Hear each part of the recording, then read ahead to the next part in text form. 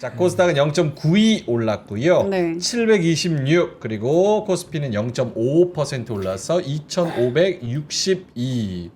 아니 그래도 요거 화면이 나오나요, PD님? 이게 네. 우리가 2284 찍었을 때가 4월 9일이었어요. 네. 근데 이러고 나서 진짜 슬금슬금 진짜 계단식으로 그러네.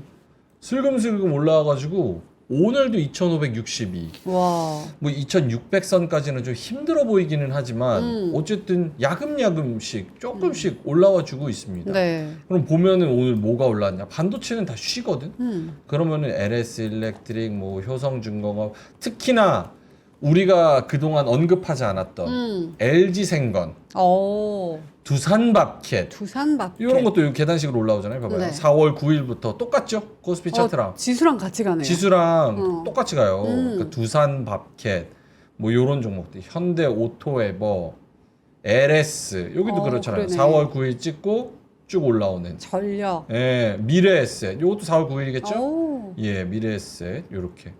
그러니까 우리가 언급하지 않는 것들을 쭉쭉 올려주는 한미약품. 그러니까 이런 소외된 종목들을 계속 올려주면서 지수가 어느덧 좀 많이 올라왔습니다. 네.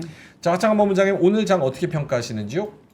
네, 뭐 오늘 선물이 많이 들어왔어요. 선물이 들어오면서 기간에 금투가 많이 들어오다 보니까 예상보다는 시장이 좋았던 것 같습니다. 오전에는 사실 좀 지지부진했었거든요. 그래서 좀 힘드나 했는데 말씀 주신 그런 소외 종목군들이 또 연속적으로 달려주면서 네, 시장의 분위기를 조금 키워줬고요. 그다음에 상승 종목 수랑 하락 종목 수를 보시면 압도적으로 상승이 많아요. 거의 1,700개 정도가 상승을 하고 있고 하락이 한 800개. 뭐 하락도 적지는 않은데 일단 전반적인 분위기는 가자. 약간 이런 느낌이고 또 정치주 안에서 약간 순환매도 좀 강하게 돌았고요. 또 시가총액 상위에서도 뭐 코스피 코스닥에서 불을 뿜는 기업들이 좀 있었기 때문에 네. 전반적으로 뭐 분위기는 오 나쁘지 않다. 그러게요. 네, 그래서 또 약간 그런 느낌이죠. 조선이랑 방산 안 갖고 있었던 분들 매우 짜증났는데 네. 드디어 우리한테도 기회가 오는구나. 약간 이런 느낌으로. 네. 뭐 증권주들 날아가는 거 보면은 그러니까요. 그 4월 9일 이후부터 증권주들도 한번 보세요. 증권주들도 요 화면 보여주시겠어요? 예. 네, 증권주도 보시면 요게 4월 9일이에요. 이렇게 막 올라가잖아요. 미래에셋증권, NH투자도 그렇고요. 보시면 4월 9일 그렇네요. 딱 요때부터 빨간색으로 바뀌고 그냥 죄다 그냥 양보. 그렇네요. 네. 야금야금. 네, 야금야금. 그래서 이게 이제 증권주가 앞으로 되게 좋다라는 얘기 많아요. 막 거래도 좋아지고 금리 인하하면은 이제 투자로 많이 넘어오잖아요. 예대 금리가 떨어지니까 그럼 증권주가 좋아질 수 있다. 수급 좋아진다. 이런 스토리로 막 가고 있거든요. 그래서 뭐 전반적으로 증시랑 이쪽이랑 좀 채널링이 많이 되는 것 같습니다. 그러니까 추경에 대한 이야기도 나오고 또 가장 제일 지지율이 많이 나오는 후보가 코스피 5천 이런 것도 외치고 그렇죠. 상법 개정안도 통과시키려고 하고 그렇다 보니까 아무래도 주식에 대한 수수료에 대한 그리고 뭐 이런 금융자산에 대한 맞아요. 수요가 늘어날 것이다라는 배팅 이런 것들이 좀 있는 것 같고 거기다가 이제 배당 노려보자 뭐 이런 그러네요. 그런 수요도 있는 것 같고 네.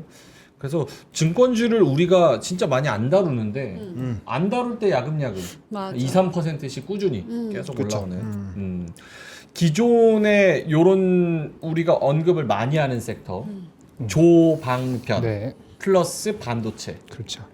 얘네들이 안 무너지는 상황이라면 나머지 밑에 있는 애들을 끌어올리려는 힘은 좀 있는 것 같다. 그렇다면 지금 2560선에서 조방변 반도체를 노리는 게 아닐까요? 노리는 게 나을까요? 아니면 요런 종목들을 하나하나씩 한번 쓱 찔러보는 게 나을까요? 제가 쓱질러 보는 걸 잘 못해서 음. 할 수 있는 분들은 하셔도 될 것 같고요. 음. 단기 트레이딩 정도로 이미 그 아까 말씀하신 것처럼 4월 2일, 9일 이후부터 올랐잖아요. 예. 아웃퍼폼 시장보다 언더퍼폼을 안 했어요 이미.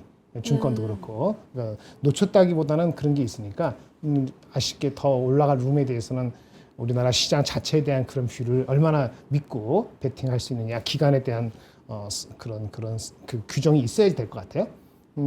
어느 정도 올랐으니까 그거만큼은 덜어놓고 다시 시작한다는 개념에서는 뭐 믹스 차원에서 소외될 필요는 없다고 보는 거죠. 장이 균형 있게 2,560에서 2,600, 700을 가려면은 어느 하나 섹터가 특별히 완전하게 소외돼서는 이게 2,600, 700 가기는 굉장히 좀 뻐그덕거릴 수 있거든요. 그런 측면에서는 이제 지나친 차별화가 아니고 같이 간다는 개념으로서는 믹스가 좀 필요할 수도 있겠죠. 뭐 여전히 뭐 낙폭과대를 누리시는 분도 계시니 낙폭과대라는 개념이 이제 없어졌죠. 그렇지 않습니까? 어느 정도 대표적으로? 다 같이 예, 올라왔으니까. 그렇죠. 알겠습니다. 하창호 본부장님한테도 같은 질문. 조방변반 네. 대 나머지 요런 짜잘한 니치 마켓 종목들, 틈새 시장 종목들. 틈새 시장이 왜 틈새 시장이겠어요? 틈새 있어서? 그러니까 대세는 못 된다는 얘기죠. 틈새는 틈이 막혀지고 나면은 새로운 걸 완전히 길을 뚫지 않으면은 예. 고기가 한도일 수도 있다 그런 말씀하시죠. 틈새라는 건 틈새 자체의 디파인에서 그렇게 나와 있죠. 똑같은 얘기 아닌가요? 똑같죠. 예, 고맙습니다. IQ가 알아는 들었는데. IQ가 128로 내려갈 거예요. 아, 예, 좀 예. 고화시켜주려. 고맙습니다. 예. 틈새 거죠. 그래서 틈새 시장을 너무 굳이 그렇게 열심히 안 하셔도 돼요. 아니 그 머리가 예. 좀 이렇게 좀 다운- 미안하신가 봐요. 아 미안하진 않아요. 아, 미안한데 왜 아까는요? 아 미안하지 않아. 아까 미안하다고 하지 않았어? 아니 여기 아 미안합니다 이러면서 들어왔잖아. 예, 여기 미안하다는 거는 네. 시청자들한테 미안한 거지. 아. 여기는 뭐 그나저나 다 가끔 늦기도 하고 뭐 그래. 늦게 안 오기도 하고 좀 뭐. 뻔뻔하시네. 고맙습니다. 그래서 틈새 시장을 노리는 종목들은 네. 한계가 있다. 그렇죠. 한계가 먹을 때 있죠. 많이 먹어야 되는데. 네, 맞아요. 한계가 있지. 알겠습니다. 자, 네. 그건 또 개인적인 판단이고요. 큰 틀에서 봤을 때 두 분은 이제 2,500선 중반 넘어서는 2,600 요거까지 가기는 조금 힘에 붙이는 것 같다라고 말씀을 해주셨기 때문에 큰 틀에서는 일단은 현금을 챙기자는 쪽. 네. 알겠습니다. 자, 많은 분들이 벌써부터 땡땡땡 해주고 계신데요. 드가님이 발사해 주셨고요. 네. 전효미님 땡땡땡, 정수환님 그리고 탈감님. 오늘 장이 좋은가 봐요. 풍악을 울려라 덩실 오. 말씀하셨고요. 네. 제니초이님께서는 김정일 본부장님 화이팅 땡땡땡 하셨고요. 지영 다이앤님께서는 변압기 고고싱. 예, 그리고 오늘 좋았잖아요. 항상 좋은 말씀 해주시는 우리 괜찮아님께서는 영차 극장 가자. 예. 어어님께서는 퇴근이 그리워요 이렇게 말씀해 주셨고요. 유자님도 오셨고 주디님도 오셨고요. 네. 그리고 살자님, 땅비누님, 벌트리님, JH송님, 앨리스정님 많은 분들이 또 땡땡땡 외쳐 주셨습니다. 네. 오늘은 장의 분위기가 전반적으로 좀 좋은 것 같습니다. 그렇죠? 상승하는 종목이 압도적으로 많아요. 상승 종목이 670개 정도, 하락하는 종목이 한 240개 정도니까 대부분의 종목은 다 올랐다고 봐야 될 것 같고, 특히나 이제 중형주가 코스피에서도 제일 좋았는데 중형주 중에서도 뭐 일부 테마 종목들이 있기는 하지만 네. 상승률로 봐도 나쁘지 않았던 것 같다 이런 생각이 듭니다. 코스닥에서도 상승 종목이 거의 1,100개 가깝게 압도적인데요. 1,060개 정도, 하락 종목이 550개, 2배 정도 이렇게 됐습니다.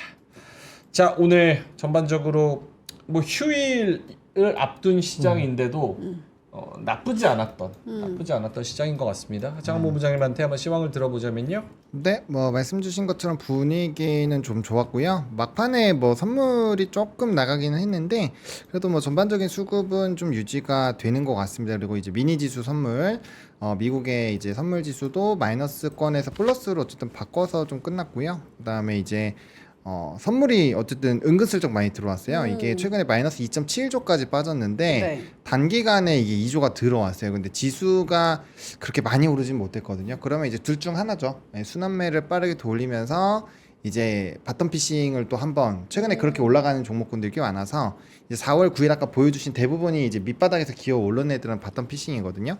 그래서 그런 흐름으로 가다가 이제 수급이 안 나가면은 2,600 트라이를 할 거고, 그게 아니라고 한다면 사실상 조금은 힘들어질 수 있는 또 상황이 될 수 있으니까, 또 금투 물량이 많다라는 거는 단기 차익이 많이 나올 수 있으니까 이거 주의하셔야 될 것 같고요. 일단 원달러 환율은 1,437원. 1,437원. 네, 뭐 더 올라갈 수도 있는데 은근슬쩍 또 올라가는. 네, 이거는 우리나라 수출 경쟁력이 떨어져서 그런데 뭐 오프닝 벨 때 마지막에 워낙 절상에 대해서 좀 얘기를 하다가 끝났거든요. 예. 만약에 그렇게 돼서 환율이 떨어지면은 뭐 곰곰이 좀 생각을 해봤는데 안 좋을 것 같아요. 뭐 아까도 결론을 내려드리긴 했었지만, 예. 그래서 이제 환율 변화 좀 체크해 보셔야 될 것 같고요. 뭐 전반적으로 오늘 그냥 무난무난하게 좀 지나가는 듯했다 이렇게 보시면 될 것 같습니다. 오늘은 기관이 좀 많이 사줬네요. 그렇죠? 네. 외국인은 코스피에서 또 한 번 2,300억 계속 팔자세를 보여주고 있고 기관은 3,500억. 연기금은 팔았고 금투가 4천억 가까이 샀습니다. 코스닥은 외국인 기관 쌍매수가 들어오긴 했고 선물에서 6천억. 외국인은 현물에서 계속 팝니다. 그리고 기관은 3,900억이지만 어쨌든 뭐 단기 물량이라고 생각을 하는 사람들이 많고 그렇다면 오늘 이게 올랐다고 마냥 좋아하기보다는 한켠에서는 또 어떻게 탈출 전략을 짜야 되나라는 생각도 해야 된다고 판단합니까? 네, 저는 그렇게 생각을 하고 있고요. 그러니까 뭐 제가 생각하는 건 그런 거예요. 이제 수급이 만약에 외국인 수급이 계속 들어오면서 지수가 올라갔으면 상황이 좀 별로여도 수급이 힘이 있으니까 조금 더 연속성이 있겠거니라고 생각할 수 있는데 외국인 진짜 4월 들어서 좀 어마어마하게 팔고 있잖아요. 예. 그러다 보니까 힘 자체가 조금 약해져 있고 그 사이에 이제 밑바닥에서 또 개인들이 많이 사줬고 개인들도 요즘엔 좀 차익을 할 거예요.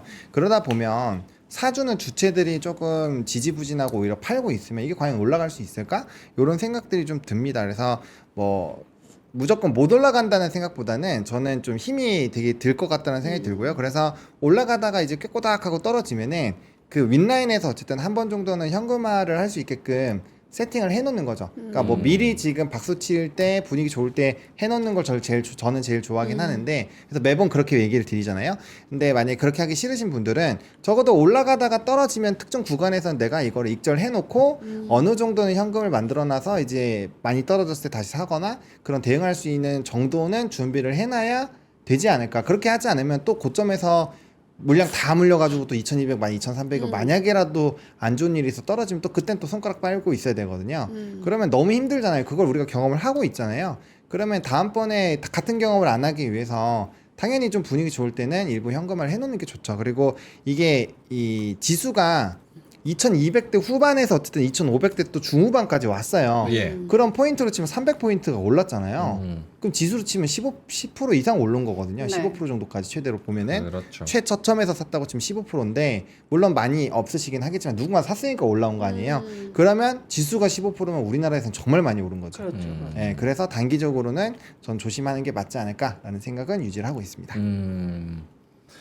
두 분한테 요거 한번 여쭤보고 싶은데 큰 그림에서 봤을 때 네.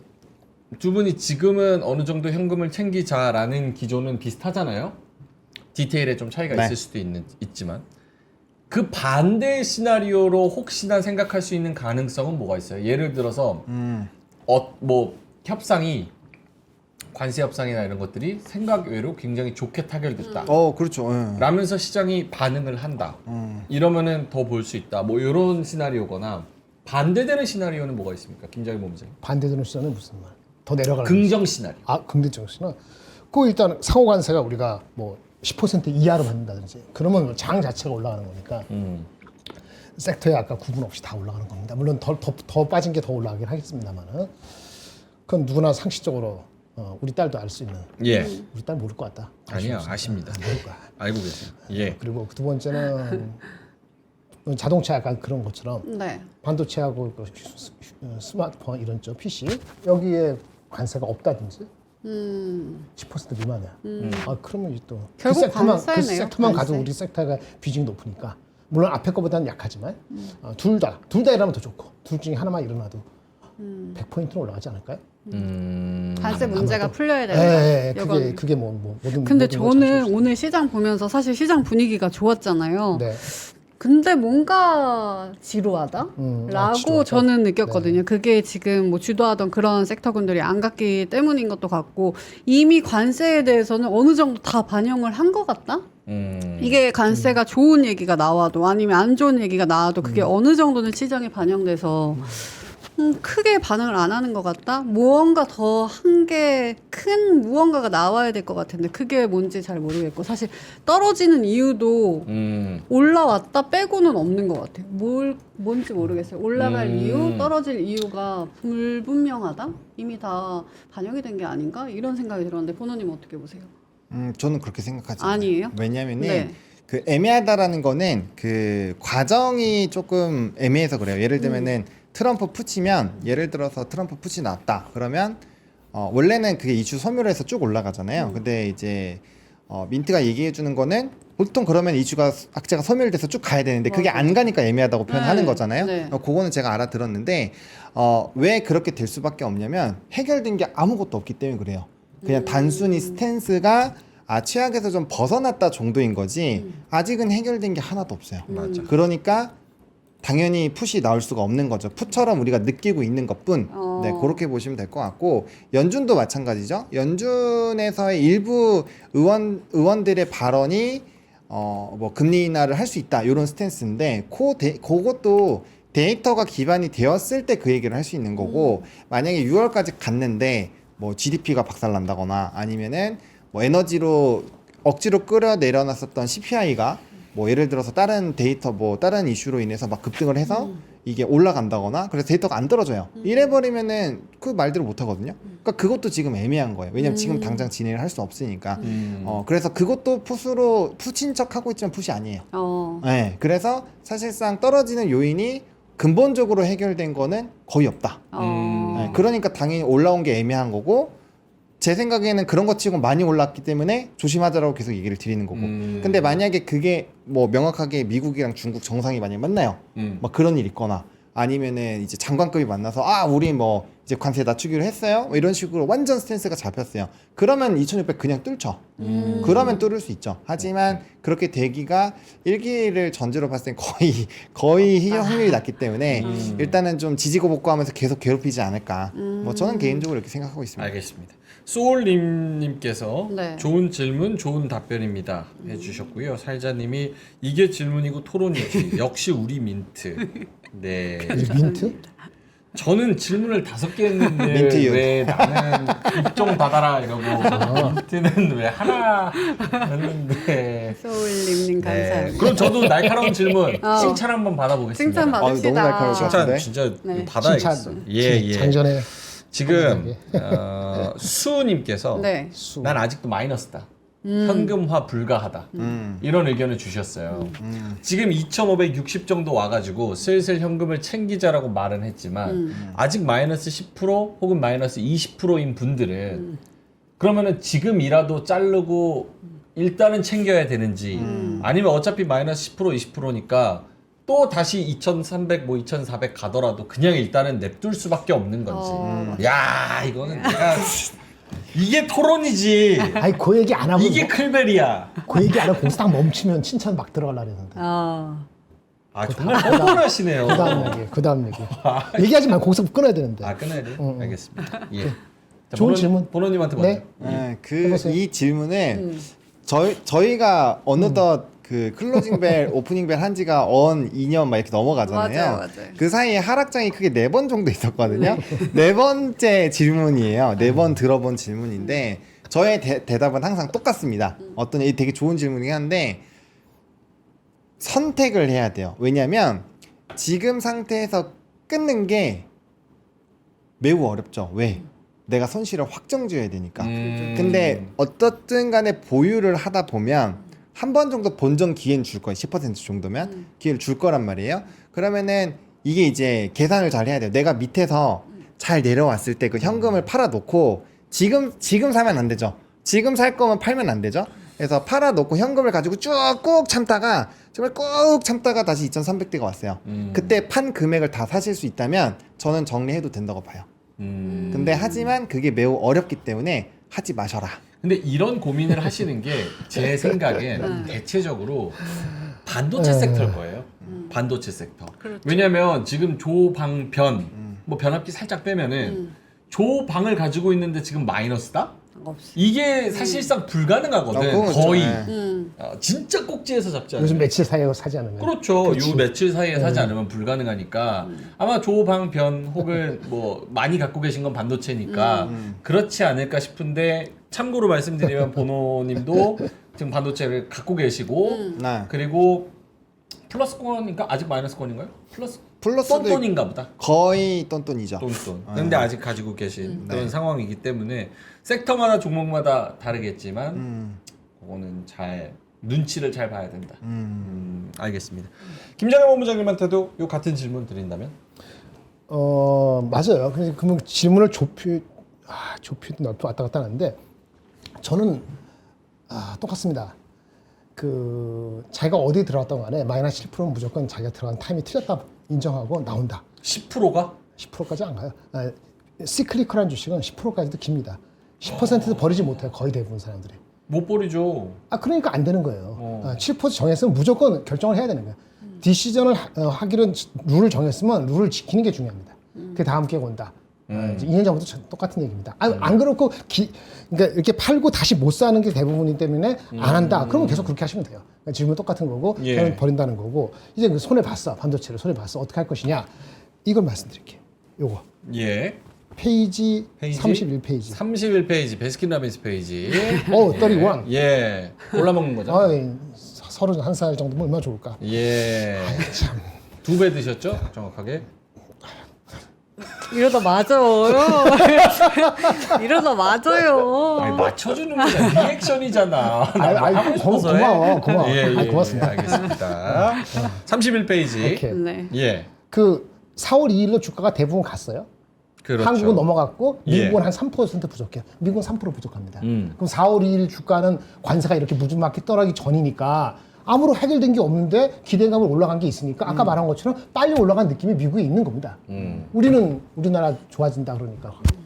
근데 섹터별로 봤을 때는 반도체도 그렇고 그렇게 있는데 사실은요 소프트웨어 주식이 탄탄했어요. 지금이라도 하드웨어에 너무 목매달지 말고 소프트웨어로 갈아타시기를 권고합니다. 미국 소프트웨어? 미국을 사신다면. 미국을 산다면. 미국을 산다면. 근데 사실은 소프트웨어는 미국에 앞서 있어요.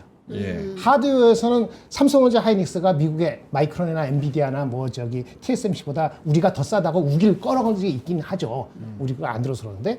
그리고 그렇죠. 그런 게 있는데 그리고 중국의 대만에도 반도체 하드웨어가 있는데 소프트웨어는 미국을 따라할 데가 없어요.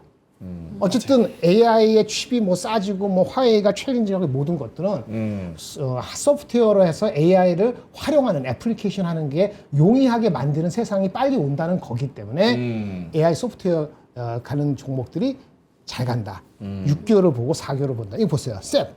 셉 같은 경우는 고점 대비 빠진 게 5%밖에 안 됩니다.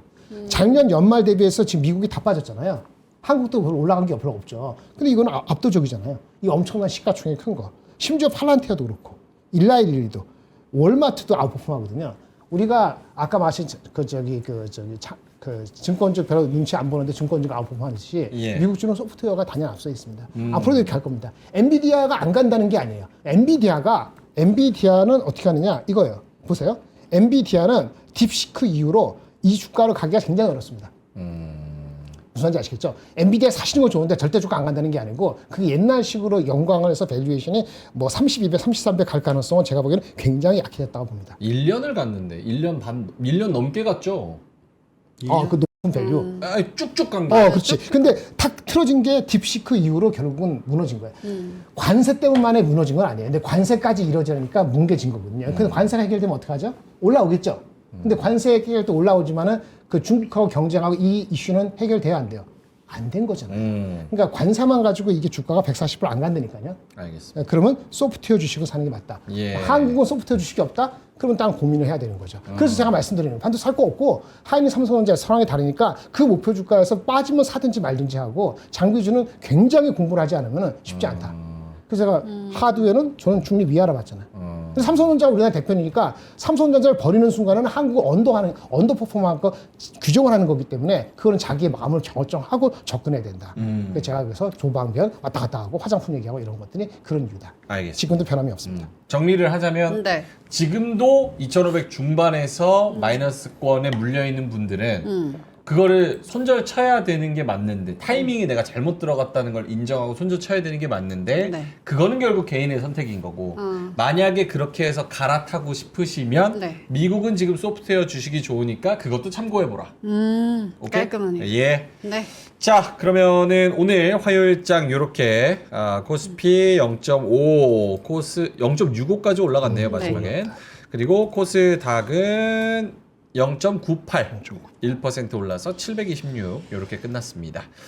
자, 하창원 본부장님한테 시황을 한번 들어볼까요? 상승 섹터 볼까요? 네, 상승 섹터 같은 경우는 오늘 이제 변압기 되게 좋았습니다. LS 일렉트릭, 효성중공업, HD 현대 일렉트릭, 그 스페인 쪽에서 포르투갈이랑 전부 다 이제 정전 이슈가 있었죠. 정전. 그리고 증권주 아까 말씀드린 것처럼 뭐 전반적으로 훈풍이었고요. 원전 뭐 BHI가 이제 수주 이슈랑 뭐 가스터빈 또 두산 에너빌리티도 또 수주 이슈가 있었죠. 그래서 그런 내용들이 복합적으로 작용하면서 원전도 좋았고요. 콘텐츠는 스튜디오 드래곤만 적긴 했는데 뭐 어쨌든 콘텐츠리 중앙이나 이런 기타 나머지 콘텐츠 주들도 좀 꿈틀거렸습니다. 그리고 엔터 JYP, YG 엔터테인먼트 뭐 분위기 나쁘지 않았고요. 그다음에 이제 관광객 많이 오고 중국 소비 쪽이 오늘 좋았잖아요. 그러다 네. 보니까 피부미용 의료도 좋았습니다. 비만, 인벤티지랩 오늘 상한가 굉장히 많이 들어갔다 빠졌다 들어갔다 빠졌다 들어갔다 빠졌다 하는데 어쨌든 간에 좀 전반적으로 뭐 이런 비만 관련된 종목군들도 분위기가 좋았습니다. 네. 일단은 첫 번째로 변압기. 네. 오늘 코스피의 대형주를 이끌었던 건 단연 변압기였습니다. 그렇죠. 1등이 LS 일렉트릭, 2등이 효성중공업, 4등이 HD 현대 일렉트릭이었으니까 스페인에서 우리 거 산다는 거에 대한 뉴스가 원래 있었습니까? 없었죠. 그럼 오늘은 오버슈팅이 아닐까라는 합리적인 의심을 해보는데요. 어떻게 보십니까? 뭐 나쁘지 않은 생각이에요. 예. 하지만 그 초과압 변압기를 다룰 수 있는 나라가 제한적이고요. 기업도 숫자가 많지 않습니다. 그리고 초대형 변압기는 독일이랑 우리나라밖에 못해요. 그런 내용들을 본다라고 한다면 뭐 저는 의미가 있다라고 보고 있고요. 특히나 효성중공업이 유럽발 비중이 높아요. 예, 그래서 그쪽으로 보면은 원래는 효성중공업이 대장이어야 하는 게 맞는데 네. 이제 LS 일렉트릭이 더 대장으로 움직인 거는 이제 초과압 직류 변압기 있잖아요. 그쪽으로 약간 뭐 문제가 발생을 한 거 아니냐 이런 분석글들이 좀 많이 돌아다녔어요. 그러다 보니까 초과압 직류 쪽으로 보면은 이제 LS 일렉트릭이랑 대한전선 이렇게 이제 전선 쪽으로 이제 얘기가 나오는데 그 중에서도 이제 변압기 쪽은 LS 일렉트릭이 단연 이쪽은 좀 위치가 빠르기 때문에 그래서 LS 일렉트릭이 제일 많이 올랐다라고 보시면 될 것 같고요. 뭐 HD 현대 일렉트릭은 납품 이력은 있습니다. 하지만 이쪽에서 완전 강자는 아니기 때문에 상대적으로 조금 이제 열 위에 있죠. 그래서 그런 내용들로 보면은 뭐 합리적으로 퍼센테이지가 올라간 게 아닐까라고 생각을 하고 있습니다. 그리고 조방변 중에서 조선이랑 방산이 조선 같은 경우는 하나오션의 블록딜 네. 이슈가 있었고 그다음에 이제 방산 같은 경우도 하나그룹 쪽 좀 엮여 있다 보니까 좀 쉬어가는 흐름들이 있었잖아요. 그러면 수급이 이쪽으로 한 번은 돌 수 있죠. 네, 그런 내용들까지 복합적으로 작용된 것이 아닐까로 생각하고 있습니다. 알겠습니다. 그게 단기적으로는 오버슈팅이라고 보일 수도 있지만 좀 큰 틀에서 보면은 이런 거를 할 수 있는 게 펀더멘탈하게 영향을 좋게 받을 수밖에 없다. 네, 그리고 뭐 이건 김장일 본부장님도 되게 많이 얘기해 주시긴 했는데 예. HD 현대 일렉트릭의 그런 밸류가 지금 상대 피어 그룹 대비해서 되게 싸요. 근데 얘보다 훨씬 싼 게 효성중공업. 얘는 이거 한 8배 되나요? 엄청 네. 싸고요. LS 일렉트릭도 뭐 효성중공업보다는 높지만 배수로 치면 높지만 그래도 얘도 싼 편이긴 하죠. 그래서 그거를 다 쫓아가느냐 안 쫓아가느냐가 좀 핵심일 거긴 한데 저는 쫓아갈 거라고 봐요. 왜냐면 실적이나 수주잔고나 이런 것들을 봤을 때 해외 기업 대비했을 때 저는 꿀릴 게 하나도 없다라고 봅니다. 이쪽은. 네, 개인적으로 그렇습니다. 참 이게 어렵다. 결국 지금 그 한 달 됐거든요. 한 네. 달? 네. 아니다. 뭐가 두 달 됐네. 두 달. 뭐가?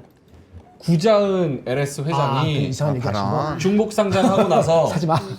싫으면 사지 마세요. 뭐 칼 들고 협박했습니까?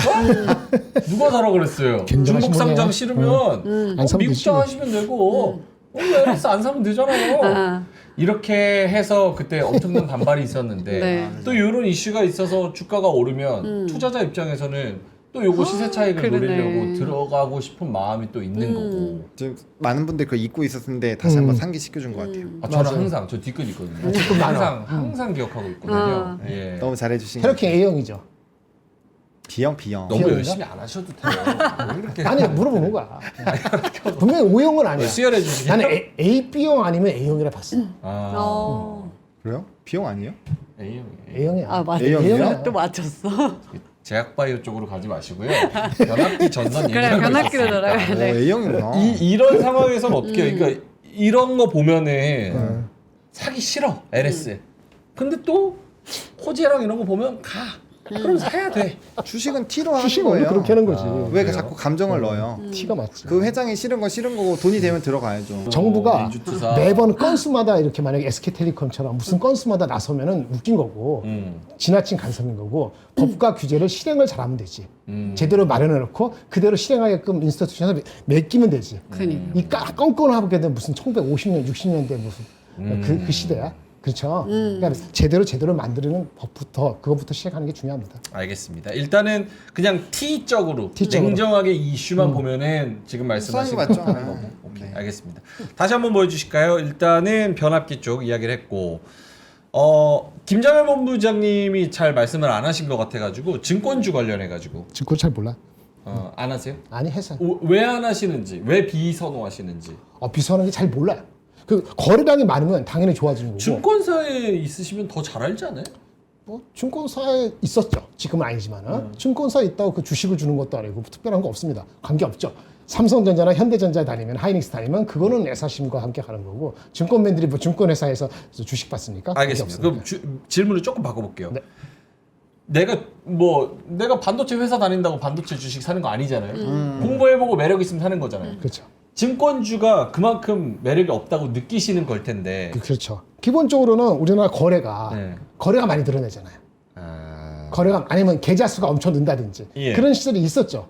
우리 2020년에 코로나 있고 할 때 그때가 한번 가고 실망하고 내려온 거잖아요. 그럼 이제는 나라의 성장을 같이 가겠죠. 우리나라 GDP가 2,500조니까 우리나라 시가총액이 2,500조다 낮을 때 올라간다고 보면은 증권주 결국은 가는 겁니다. 그다음 미국처럼 우리나라 사람들이 부동산이나 이런 것보다도 한국의 자산이 분배가 잘 된다고 가능성 그게 보이면은 증권주가 나아지는 거죠. 거래세를 키움 증권 말고 뭐 멀티 무슨 이렇게 자산 운영을 하는 식으로 가면은 좋아지는 거죠. 이런 식으로 갈 뻔하다가 지금 실망한 거기 때문에 예. 그 트리거가 될 수 있는 건 역시 정책이 필요하거나 전반적인 주식시장에 대한 사람들의 퍼셉션이 더 좋은 방향으로 가게 되면 그게 지속적으로 갈 수도 있어요. 근데 지금은 이제 금리 인하한다. 그러면 뭐 이렇게 어쩌고저쩌고 하면 나아지겠지. 요런 거는 약간은 기간적으로 길다고 볼만한 거리는 아직 아닌 것 같아서 그래서 안 본 건데 어쨌든 주가는 아웃퍼폼했네요. 한 보름 사이에. 예, 그러니까 제가 뭐 잘 모르는 거니까 그 정도만 얘기하면 안 돼요. 알겠습니다. 자, 다시 보여주신다면 증권, 뭐 변압기 그리고 완전. 저 중에서 김장현 본부장님이 언급하고 싶은 거는 원전 컨텐츠 센터, 피부 미용, 다들 비만. 많이 말씀하신 거 그래서 뭐 변압기 말씀했으니까 됐고 증권주 얘기했고 엔터도 어저께 말씀 많이 했죠.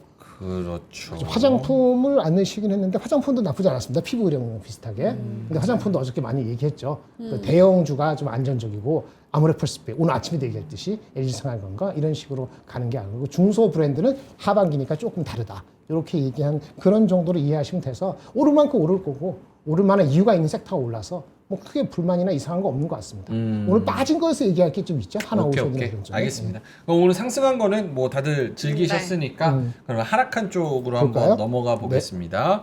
하락 섹터는요?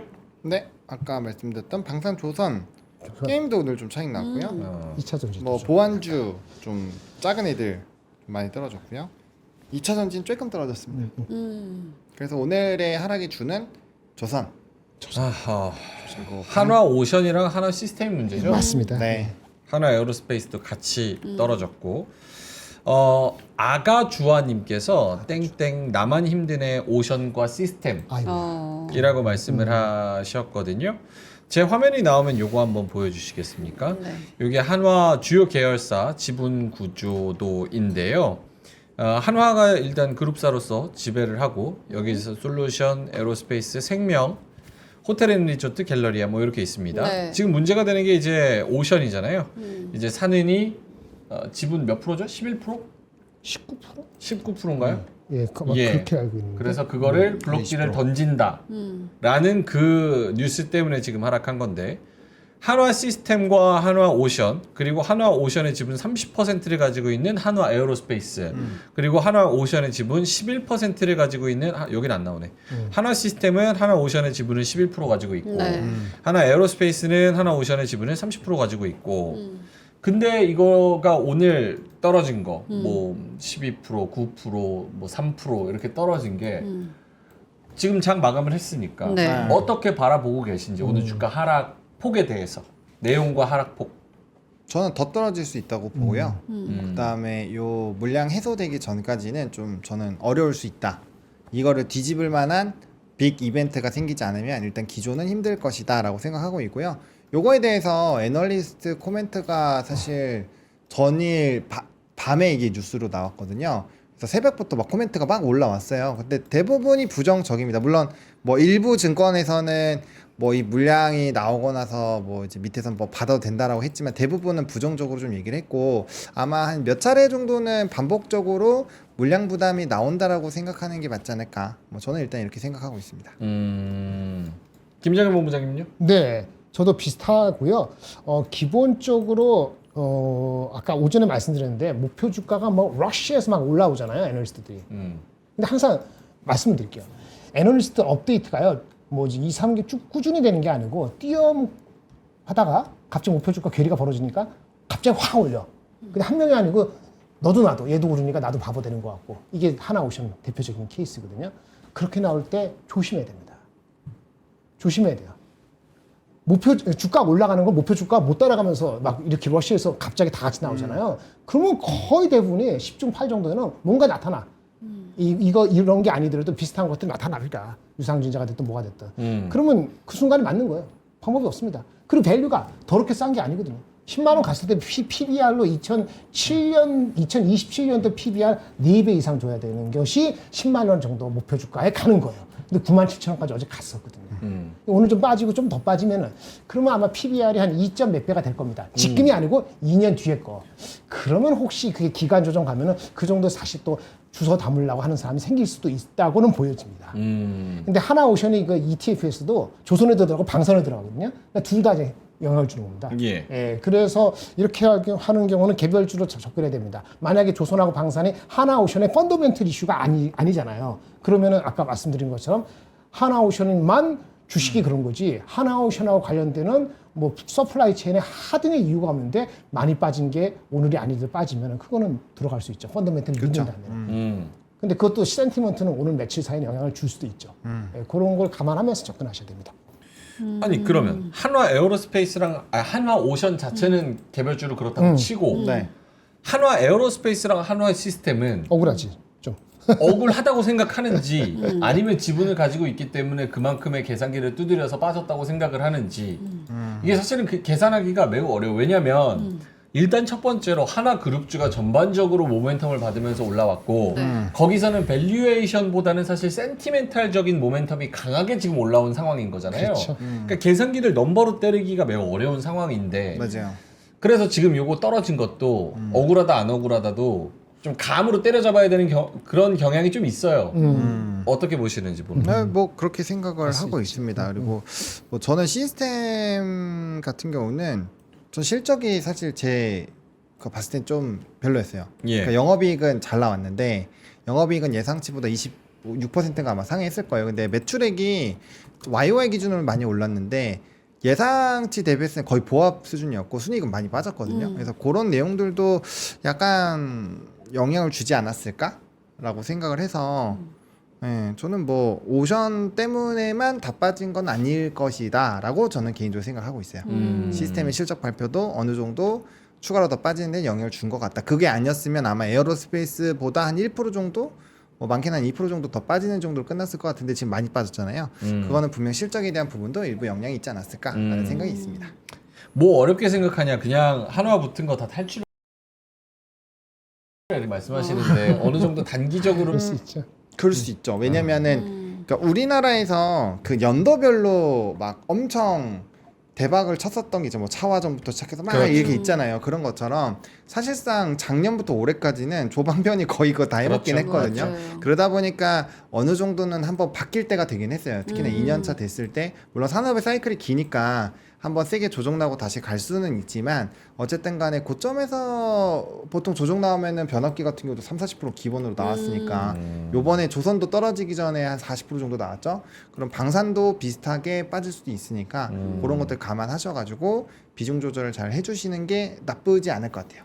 네. 알겠습니다. 김장현 본부장님도 역시나 마찬가지로. 그 방산이 오히려 하나오션을 방산으로 잠깐 놓고 보면은 하나 에어로스페이스도 방산 쪽에 있으니까 하나 시스템도 그렇고 뭐 LIG도 그렇고 현대로톤도 그렇고 심지어 제가 좋아해서 개별적으로 말씀드렸던 오늘 좀 올라가는 MNC 솔루션도 그렇고 목표 주가와 괴리가 10% 이내로 들어가면 경계를 해야 돼요.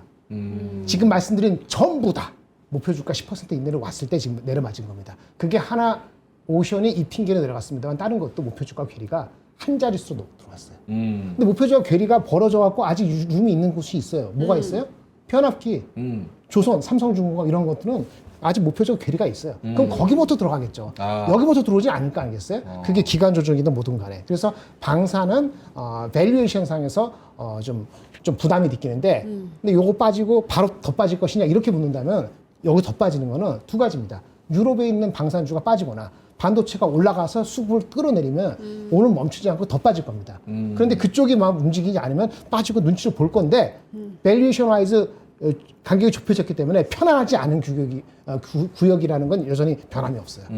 순수 조선주 대비했을 때, 변압기 대비했을 때. 그래서 네. 그쪽으로 먼저 가는 거예요. 오늘 빠진 거가 끝이 아닐 수도 있으니까. 알겠습니다. 마침 뒤에 광고가 네. 한화요. 조선 방산 변압기 한화 이런 광고였는데 네. 바꿔주셨습니다. 테슬라 레인보로. 근데 뭐 광고가 있다고 뭐 할 말 못하나. 그러면 이제 본질을 잃어버리는 겁니다. 그러네. 예. 저희는 뭐 할 말 하잖아요, 항상. 네, 할 말 하죠. 그래서 저를 별로 안 좋아하잖아요. 광고주들이. 우리가 제일 잘 파는 거 아니었어요? 그러니까 광고 잘 우리 어벤져스 아닙니까? 어벤져스. 3%의 어벤져스 아닙니까? 네, 고맙습니다. 알겠습니다. 하락 섹터 한화 시스템, 한화오션, 한화에어로스페이스 아까 좀 봤고요. 다시 한번 보여주시면은 2차 전지, 게임이. 보안. 아까 2차 전지 좀 올라올 수 있을까요? 이렇게 말씀을 하셨는데 실적 오늘 나왔잖아요, 그죠? 오늘 2차 에코프로. 전지주가 많이 빠졌어요? 아니요, 조금 빠졌어요. 애경 케미칼 이런 건 오르긴 했는데 장중에는 막 엄청 올랐는데 또 많이 윗꼬리도 많이 달리고 해서. 네. 그거는 뭐 저희가 사실 매번 말씀드리지만 트레이딩의 영역이라서 맞아. 뭔가 코멘트를 하고 막 이럴 그게 아닌 것 같아서 일단은 잘 눈치 보고 트레이딩을 잘 하시면은 좀 좋을 것 같습니다. 뭐 코멘트 있을까요, 보노님? 저 하락 섹터 중에서 딱히 없는 것 없네. 같아요. 네. 혹시 에코프로 BM을 또 원하시는 분이 혹시 있다면은 네, 실적은 잘 나왔어요. 실적은 근데 뭐 20억 적자 대비 200억 흑자 예를 들어서 이렇게 보면 잘 나온 거 맞는데 그게 누구 평가이라면은 재고 평가 충당금 환입액이 300억 이상 있었대요. 예, 그 얘기 뭐냐면 2분기 때 출하가 많이 올라가도 이익의 증가폭이 셀 것이다라고 단정하기는 어려워요. 그래서 아까 말한 것처럼 레인지다 이렇게 보시는 게 맞다고 보는 사람들이 많기 때문에 실적이 아침에 나오고 나서 지금까지 크게 변동이 없었던 것 같습니다. 주가는 많이 빠졌기 때문에 이게 폭락할 정도 이슈는 아닙니다. 그래서 그 정도에 밋밋했다 이렇게 보시면 될 것 같습니다. 하락도 밋밋했어요. 그래서. 네. 오케이, 알겠습니다. 에코프로 BM은 1분기 흑자 전환, 턴어라운드 본격화라는 의견들이 나왔는데요. 매출이 6,300억 가량, 그리고 영업이익은 23억 나왔습니다. 네. 시총은 오늘자로 10조네요. 알겠습니다. 넘어갈까요? 네. 그럼 요것만? 고즈넉하님께서 김장현 본부장님 요거 짧게만 말씀해 주신다면 어차피 내일 또 해야 돼요. 네. 내일 삼성의 실적 발표. 내일 실적 발표 맞습니다. 수요일. 맞아요. 내일 실적 발표 이후 삼전 주가 어떻게 될까요? 전망 부탁드려요. 뭐 실적은 다 나왔으니까 미리 나왔으니까 실적 넘버가 중요한 건 하나도 없고. 그래서 컨콜과 이제 내용 디테일. 컨콜 무슨 얘기를 할까요? 무슨 얘기를 할까요? 무슨 얘기를 할 수 있을까요? 별 얘기 할 얘기 없을 것 같아요. 네, 별 할 얘기 없을 것 같습니다. 주가는 다른 변수에서 미국 장, 그 다음에 뭐 그 다른 뭐 화웨이, 관세. 엔비디아, 뭐 관사제 중이죠. 엔비디아 얘기. 오늘 사실은 얘기할 수 있으면 화웨이 그 칩 나온 거 그 얘기 좀 해줘야 되거든요. 이따가. 네, 그거 하는 쓰는데 뭐 그런 거지. 자기네가 스스로 할 수 있는 건 없다. 사실은 어저께 좋은 얘기도 나오고 안 좋은 얘기 나왔잖아요. 반도체 잠깐 얘기했는데. 사실은 우리는 다 아는 건데 뭐 디지타임즈에서 뭐 삼성전자 뭐 또 뭐 미뤄졌다 뭐 이런 얘기도 있었어요. 안 좋게 구글에 들어가는 것도 빼 뭐 이렇게 얘기를 들었다는 얘기 있었는데 주가 반응 안 하잖아요. 이미 다 우리는 아는 거니까 새롭게 없어 그런 겁니다. 그래서 특별히 얘기 나올 게 없지 않겠냐 싶습니다. 근데 주식적으로만 봤을 때 저도 이 생각을 했거든요. 지단소님께서 한화그룹이 지금 이런 얘기들이 나오는 거 보면 한화에서 돈을 빼서 내일 삼성의 실적이 잘 나오고 컨콜 내용이 좋으면 삼성으로 잠깐 가지 않겠냐. 네. 하이닉스와 반도체 뭐 이런 소부장까지. 그럴 가능성도 있을 것 같은데. 네. 그렇죠. 그럴 수 있죠. 잘 나오면. 그러니까 무슨 얘기를 잘 할 수 있냐. 주주라서 물어보면 안 돼. 저 이해관계자라서 특수관계자라서 물어보면 안 돼. 잠깐만 이거 바로 보여드릴까요? 그게 나을 것 같은데? 뭘요? 아까 구글 어저께 나쁜 얘기 이거에 반대되는 얘기를 삼성이 하게 되면은 뒤집힙니다. 오케이. 내일 20%도 올라갈 수 있어요. 네. 20%? 이게 완전히 거짓말이라면 20%? 20% 올라갈 수 있지. 삼성전자 20% 올라가면 뭐 안 돼요? 지수 그럼 2,700 넘겠습니다. 와. 2,750. 볼래요. 어떤 내용인지. 편하게 하시죠. 근데 결과적으로 봤으면 그럴 확률은 거의 없어요. 아니 구글 지금 보여주시는 내용이 네. 삼전이 와비시. 이거 반대로. 네, 이건 뜻쓰레기다. 오케이. 네, 그렇게 얘기할 정도로 삼성이 그렇게 얘기할 수 있으면은 당연히 올라가겠지. 이게 뭔데요? 이 내용. 우리는 다 아는 얘기예요. 디지타임즈에서 그저께인가 어제 나온 건데 이건 중국말이고 한국말 영어인데 여기 한국말 적어놨잖아요. 구글의 AI 칩이 있겠죠. 우리 지금 HBM 말고 그 AI 칩, GPU 같은 거 쓸 거 아니겠어요? 자기네 만들든 뭐하든 거기도 HBM 들어갈 거 아니겠어요? 근데 거기에서 이걸 빼라 이거 삼성전자 그걸 빼라 라고 얘기가 나왔다는 그런 얘기가 있습니다. 엔비디아 건 말할 것도 없고 그런 얘기가 나오는데 뭐 구글이 얼마나 들어가는지 모르겠는데 이게 루머거든요. 고객사의 지금 루머라고 얘기했잖아요. HBM3 지연 사실상 확인 외신에 의하면 미디아텍 구글에 들어가는 그 칩이 AI 칩이 있는데 그게 이제 스스로 하는 거 말고 미디아텍이 공급하는 게 있는데 그러면서 얘기 나오는 게 그 HBM 같이 들어가지 근데 엔비디아 삼성 거 쓰지 마세요 빼세요 라는 얘기가 있다는 거예요. 그게 얘기가 어저께 나왔었어요. 근데 주가에 영향을 미치나 보니까 이거 뭐 새로운 것도 아니고 엔비디아가 훨씬 중요하고 그래서 넘어간 것 같거든요. 근데 이게 만약 맞다면 엔비디아 거 들어가는 거는 요원하다는 얘기가 맞는 얘기거든요. 엔비디아 콜라는 건 요원하다. 이번에 6월 달까지도 안 된다. 라고 봐야 되는 게 맞죠. 근데 그게 아니고 이거 거짓말입니다. 우리는 엔비디아가 잘하고 곧 될 거고요. HBM4에 들어가는 원시 DRAM도 설계가 거의 막바지 됐어요. It's coming soon. 이렇게 얘기하면은 뭐 20% 넘었겠다 치더라도 한 7, 8% 올라갈 수 있는 거 아닙니까? 그런 얘기를 내일 할 수 있을까? 라고 봤을 때 전 잘 모르겠어요. 할 수 있을 것 같으면 저한테 누가 얘기해 주지 않았을까?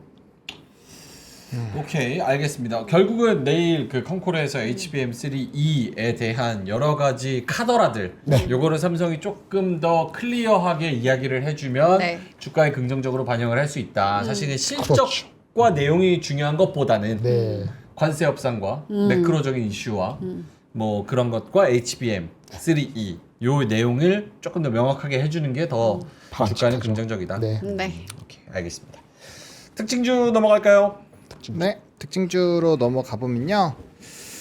LG생활건강의 1분기 실적 컨센서스 상회 기대감으로 목표 주가 상향 조정됐고요. 뭐 이런 리포트들이 나오다 보니까 뭐 주가의 분위기 굉장히 좋았습니다. 네. 그리고 효성중공업 고전압 대용량 제품군 고수익 수주 기대감으로 목표 주가 60만 원 유지 리포트 나왔고요. 그다음 IM금융지주도 분기 호실적 뭐 증권 부분이 되게 좋았다라고 하더라고요. 그래서 목표 주가 상향 나왔고요.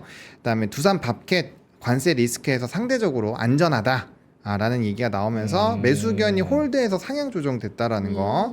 그다음에 뭐 미래에셋 생명도 투자 부분 손익 변동성 안정화 전망으로 리포트가 나왔는데 저는 개인적으로 보험주는 좀 이렇게 빼놓고 봐야 되지 않을까 생각을 개인적으로 하고 있고요. 그다음 두산 에너빌리티 1,300억 원 규모 공사 수주 소식이 있었고요. 그다음 대환 유화가 목표 주가 14만 원에서 11만 5천 원으로 하향 조정됐습니다. 예. 실적이 안 좋은 부분. 그리고 하나오션 아까 블록딜 얘기를 했고요.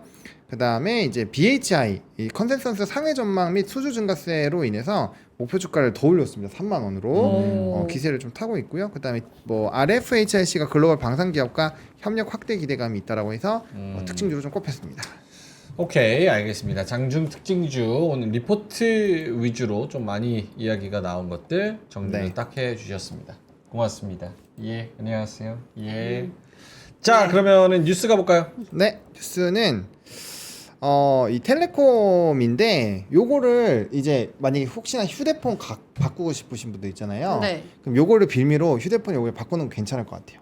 음. 가격을 되게 싸게 변경이 가능하다라고 하거든요. 제가 주말에 가서 한번 바꿔보고 올게요. 근데 문제는 네. 약정을 중간에 해지하면 이거 위약금을 어떻게 할 거냐라는 걸 SKT가 명확하게 얘기를 안 해준다는 거예요. 그건 중간- 안 물어봤는데. 그렇지. 내가 24개월 약정이야. 근데 물어야죠. 지금 5개월 남았어. 아. 근데 나 지금 바꿔야 되잖아. 그럼 SKT는 원래라면 미국이었으면 오케이 우리가 지금 이 상황에서 갈아타는 거는 위약금 안 물 테니까 그러네. 빨리 갈아타세요. 이렇게 해줘야지 맞지. 소비자 입장에서는. 그죠. 근데 지금 그런 얘기도 안 한다는 거지. 위약금 또 내라. 그럴 수 있겠네. 내야지. 지금 먹은 거 다 뱉어내야 돼. 그래요? 네. 가서 물어보고 올게요. 그러니까 저처럼 약정이 끝났는데 계속 질질 쓰고 있는 사람 귀찮아서 아. 이런 사람은 그럴 수 있지만 대부분은 안 그럴 거 아니에요. 아, 그렇죠. 약정이 보통 걸려 있긴 그러니까 하죠. 이게 정부가 강을 못하는 게 아침에 그게 기사가 나왔어요. 예.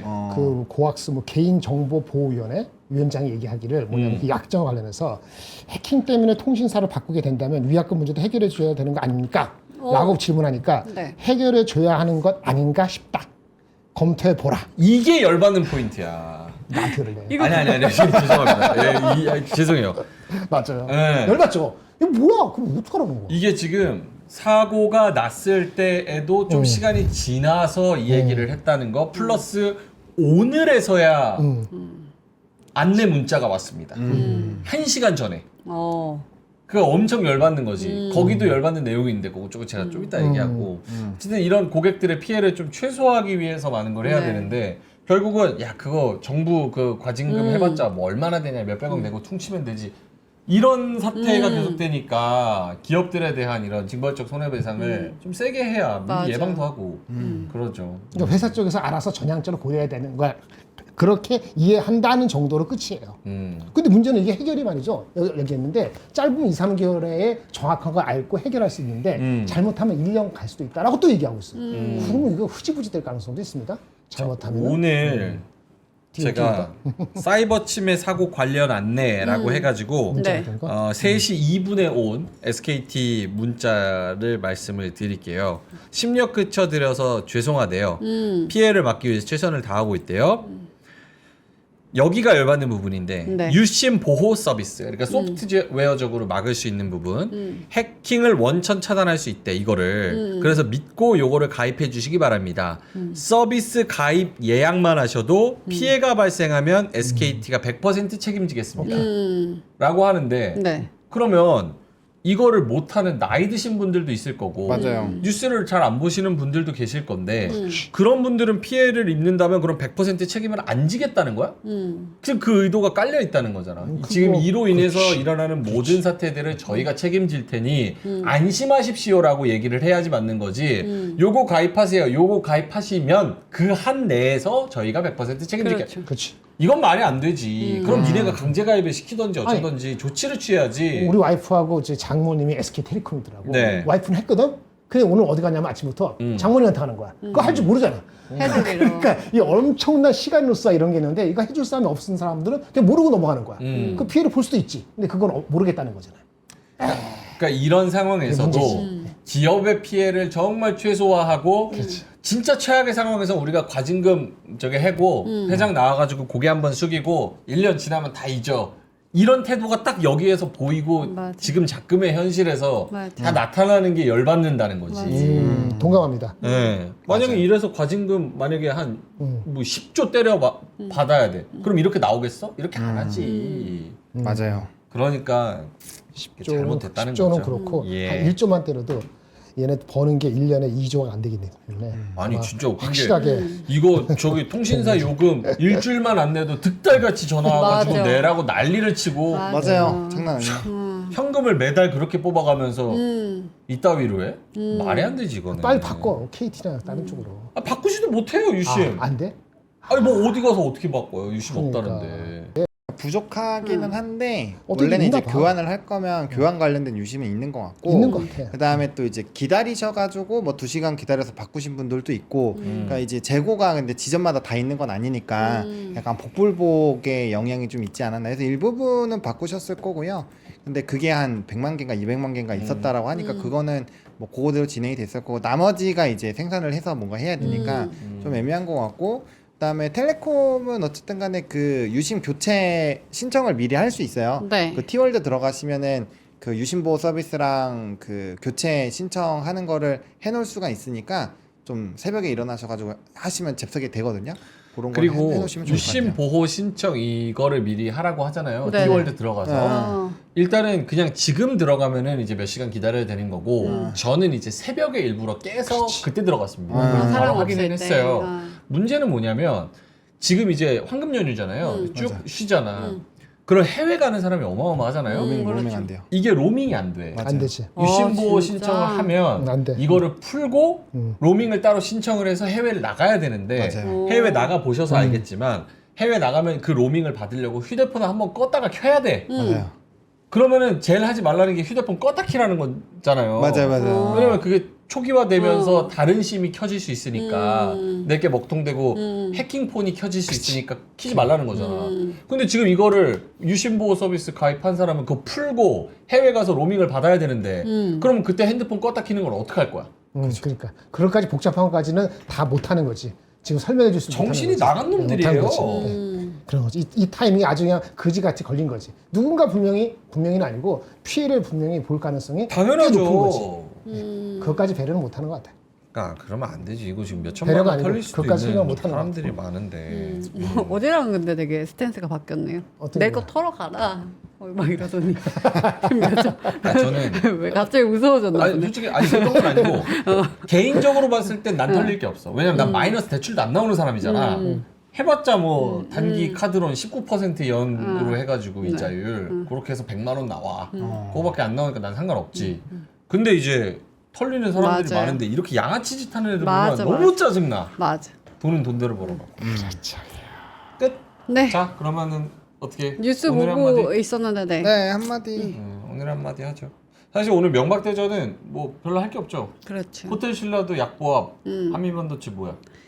1.9% 한 약간 올랐어. 2% 정도 상승이요. 별로 그게 없으니까 일단은 두 분의 오늘 한마디 짧게만 보죠. 번호님. 네. 그냥 직관적으로 약간 인포그래픽을 또 약간 서양 그림화 느낌으로 바꿔서 요런 느낌 뭔가 바뀌고 있다.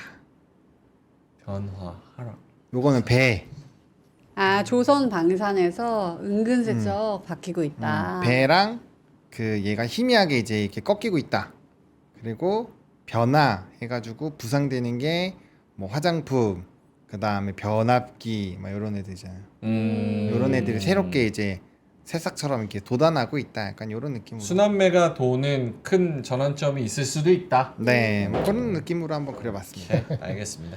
김장현 본부장님은요? 네 오늘 한마디 이거 첫 페이지 1페이지 보겠습니다. 쉽습니다. 빅 스몰 반대말이죠. 안 나오네. 빅 스몰 반대말이죠. 예. friend and foe. foe는 적입니다. 예. 반대말이죠. 그 요거는 좀 성향이 다른데 같이 묶으면 안 되는데 경제하고 그다음에 보안, 안보 이런 문제죠. 지금 트럼프 대통령이 하는 게 이거죠. 어디든 뭐든 간에 뭐 크건 작건 상대방이 적이건 동맹이건 경제건 뭐 국가안보건 아니 모든 거 다 시비 걸고 싸움 걸고 있거든요. 이렇게 전선이 더럽게 넓으면은 협상할 때 자기네가 불리할 수밖에 없습니다. 시간이 가면 갈수록 협상의 포지셔닝은 당연하게 약해지기 때문에 미국이 힘들다. 이거를 제대로 알고 빨리 태세 전환을 하기를 권고드립니다. 권고드린다고 그 사람이 말을 듣지 않겠지만 안 그러면 이런 꼴이 날 수 있습니다. 1년 전에 이런 그림을 그린 데가 있더라고요. 미국이 가운데 있죠. 이란, 러시아, 중국. 얘네들이 한 편 먹으면 미국에 반대하면은 어떻게 되지? 미국의 위상이? 뭐 이런 얘기를 1년 전에 그림을 그린 게 있어서 아 지금 상황이 전선을 너무 넓혔어. 전선을 좁혀야 된다. 그렇지 않으면 쉽지 않다. 빨리 해결되기를 바람하지 않습니다. 알겠습니다. 자, 협상에 대해서 결국 트럼프한테 모든 게 달렸기 때문에 그런 부분은 우리가 계속 짚고 넘어가고 있습니다. 네. 자, 김정은 본부장님의 자료 네. 2분밖에 못 하는데 네, 괜찮습니다. 화웨이 칩 네, 무슨 여기 내용입니까? 여기 그게? 봅시다. 페이지 20페이지. 여러분들 내일 다 아시는데. 또 삼성전자 실적도 있으니까 맞아요. 네. 좀 공부를 해보자. 일단 오늘 나온 거 아침에 엔비디아가 빠진 거는요. 화웨이가 새롭게 5월 말에 나오는 910D 칩이라는 거, 새로운 칩이 엔비디아의 제품하고 맞먹을 수 있다. 이런 두려움이 얘기를 된 건데, 그럼 910D는 아직 안 나왔죠. 이미 나와 있는 칩으로 만든 게 있습니다. 910C 가지고 만든 시스템, 클라우드 매트릭스 384 시스템은 이미 칩 레벨에서는 비록 엔비디아한테 뒤지지만 엄청 많이 GPU나 HBM을 박아 넣어서 네. 시스템 레벨에서는 이미 화웨이가 엔비디아를 넘어가고 있습니다. 그런데 이게 칩 레벨에서도 범접할 수 있는 제품이 올 5월 말 정도에 나올지 모른다. 이것 때문에 이제 엔비디아가 내려간 거기 때문에 타당한 우려입니다. 칩 레벨이랑 시스템 레벨이랑 뭐가 다른 거예요? 칩 하나당 이거 보시면은 여기 아. 910C 칩 여기 0 잘 보이세요? 크게 하면은 여기 보면은 여기 0.1이 되면 동등한 오케이. 레벨이거든요. 그러니까 칩 하나로는 능력이 좀 떨어지는데 그거를 물량으로 때려박아서 결국은 같은 효능을 내게 하는 효능이 넘죠. 이게 384라는 게 384개를 때리는 거고 이거는 72개니까 여기도 인해 전술 비슷해. 이래져서 똑같습니다. 이야. 유일한 단점 뭐죠? 이렇게 많이 넣으면은 열이 많이 나죠. 열도 많이 그래서 나고. 열은 열악해. 비용도 화웨이가. 그렇죠. 뭐 비용은 싼 칩으로 쓰니까 괜찮은데 아. 열이 한 4배 정도 많이 나. 불러면 평균이 384개 들어가고 72개 하는 거 다르겠지. 근데 어떡해? 열적으로 에너지적으로는 뭐 관계 없어. 여기는 뭐 효율 그런 거 안 따져. 열 효율. 그런 게 중국식이에요. 와. 냉각이 그래도 필요한 거 아니에요? 그래서 그 냉각에 대해서는 정확히 뭐라고 얘기를 안 했기 때문에 이거는 열 이슈지만 일단은 이렇게 열의 효율이 떨어지더라도 우리는 자기네 한다. 내수적으로 이렇게 하겠다는 거고 910C가 그런 거고 다음 달에 나오는 910D는 이거보다 뭔가 훨씬 칩 레벨에서 나아질 거다. 이것 때문에 기사가 때문에 주가가 빠진 거예요. 엔비디아가. 열 엄청 왓치. 나면은 중국 사람들 다 모으라 그래가지고 그거 부으라 그래 이렇게. 아니 입에 물 넣어서 드나? 입에 물로 호 이렇게 부르라 그래. 그게 중국 방식이라고 그게. 그 시기에. 그 저게 시사점이 뭐예요? 시사점 중국이 따라잡고 있다. 따라잡고 있다. 이거 우스운 게 아니고. 근데 중국이 자꾸 너무 잘 나가는 거 아니지. 따라잡는 거. 우리한테는 별로 편안하지 않죠. 그럼요. 중간에서. 잘 버티는 게. 그래서 내가 이게 좀 별로 좋은 얘기 아니네. 뭐 이렇지만 어쩔 수 없으니까 지켜봐야죠. 이런 얘기입니다. 끝. 알겠습니다. 네, 자, 뭐, 그러면 김장현 본부장님과 내일 아침에 삼전 실적 나올 때 같이 좀 분석하는 오프닝 뵐 때. 내일 수요일이죠. 내일 실. 내가 안 나오는 날이네. 그러네. 어, 오후에나 봬요. 내일은 여미사님 연미사님 내일 나와요? 수요일이잖아요. 내일 수요일이죠. 수요일 제가 안 나오는 날이니까. 어떻게요?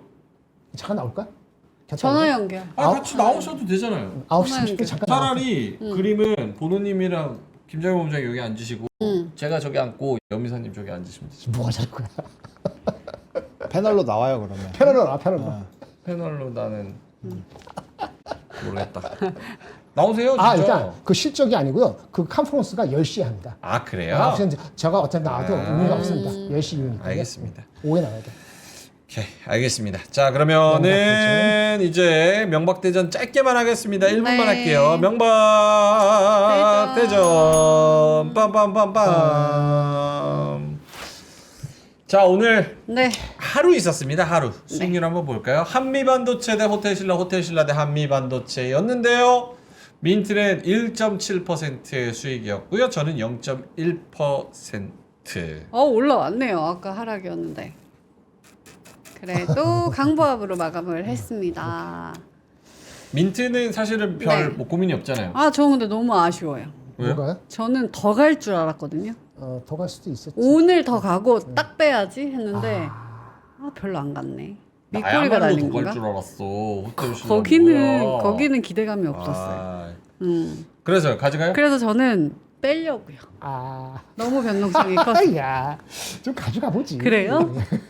네, 두 분의 의견 먼저 듣고 결정할까요? 일단 반도체 그래. 본부장님께 하루살이네, 먼저 하루살이. 여쭤볼게요. 글쎄요. 그러니까 뭐 다른 거 넣을 수 있으면 모르겠는데 오늘 넣지 못하는 거잖아요. 그러면은 좀 더 가보죠. 뭐 다른 그래요? 거 딱히 없는데 나쁜 거 없는데 특별히 속도만 이슈지. 믿고 가야겠다 그러면. 저는 한미반도체 내일 갈 것 같고 오히려 호텔 신라가 오늘까지 사실 봤거든요. 그게 좀 고민이 돼. 기대했던 것보다 너무 안 가. 원래 단기 급등하고 나면은 하루 이틀 정도는 쉽니다. 쉴수 미수를 털어야 되기 때문에 어떻게 좀 기다려봐요? 본인의 그 촉을 촉을 잘 느끼는, 지켜보세요. 이거는 말도 썩기 싫다는 말이야. 어떻게 해요, 김장훈 본부장님? 어떻게 해요? 저는 뺄 것 같아요.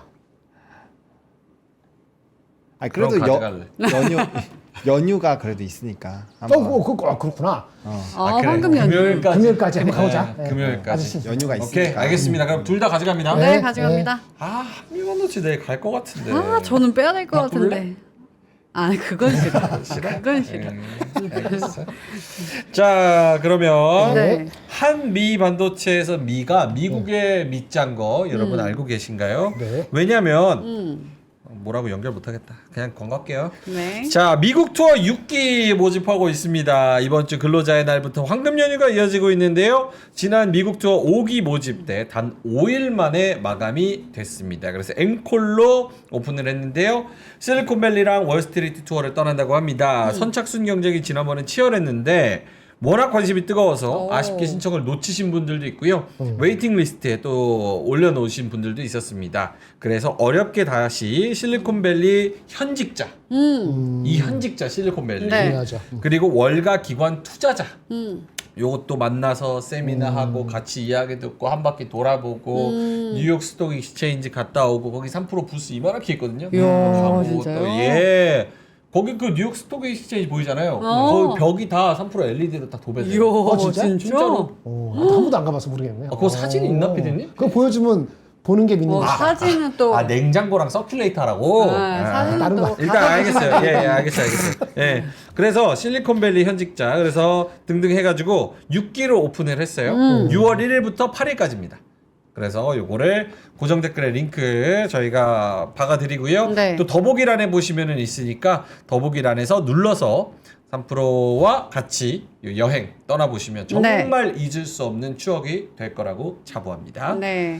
자 그리고 냉장고랑 서큘레이터 해야 된대. 네, 맞아요. 한국에 계시는 분들은 이제 또 집에서 시원하게 즐기시려면 360도 에어 서큘레이터에 관심을 가져보셔도 될 것 같은데요. 제조사 무상 보증 2년이고요. 리모컨 가구 360도로 3D 입체 회전을 합니다. 그리고 삼성전자의 17년간 ODM 제조사로 인정받은 MN전자의 기술력을 가지고 있어서 시원하게 여름을 보내주실 수 있으니까요. 예. 여러분들 요거 주목해 보시면 좋을 것 같고요. 79,000원짜리 저희는 59,000원에 아주 저렴하게 가져가실 수 있습니다. 그리고 냉장고도 한번 소개를 할까요? 예. 네. 에스틸로 다목적 슬림 냉장고라고 합니다. 120리터짜리고요. 네. 냉장이랑 냉동 그리고 술 같이 들어갈 수 예쁘다. 있는. 굉장히 예뻐요. 메탈 그레이색으로 저희가 가지고 왔는데 김치, 주류, 냉장, 냉동 뭐 다 오. 들어가 있어요. 그래서 요거를 한번 사보셔도 좋을 것 같고요. 1인 가구용으로도 부담 없고 딱이다. 3, 4인 가족은 서브로 쓰기에도 딱입니다. 그래서 뭐 아까 보셨다시피 뭐 채소,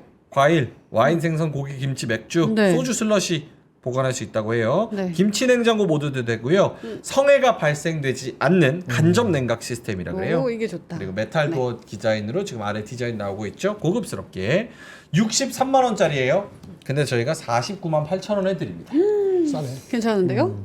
5in1 다목적 슬림 컨버터블 냉장고 가져가 보시면 좋을 것 같습니다. 고정 댓글에 링크 저희가 달아드렸어요. 네. 자 그럼 저희는 이만 여기서 물러가도록 하겠습니다. 오늘도 정말 고생 많으셨고요. 내일 삼성전자 또 실적은 저희 오프닝벨 그리고 클로징벨과 함께 해주시면 좋을 것 같습니다. 오늘도 고생하셨고요. 저녁 맛있는 거 드시고요. 내일 뵙겠습니다. 고맙습니다. 감사합니다.